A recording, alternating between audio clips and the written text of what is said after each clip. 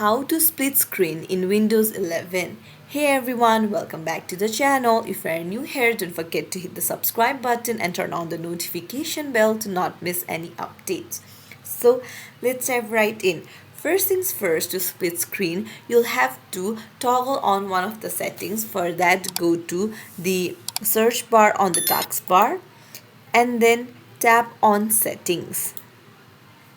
Now on the left hand side you'll find system. There scroll down and tap on multitasking and make sure snap windows is toggled on. So snap windows helps to automatically resize and arrange them into layouts. Now you can see the minimize option on the top right.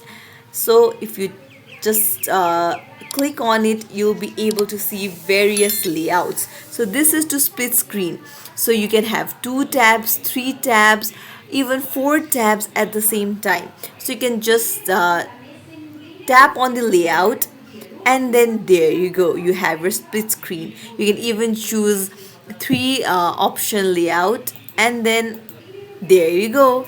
It's as simple as that. If you found this tutorial helpful, don't forget to like and subscribe to our channel. Thank you for watching.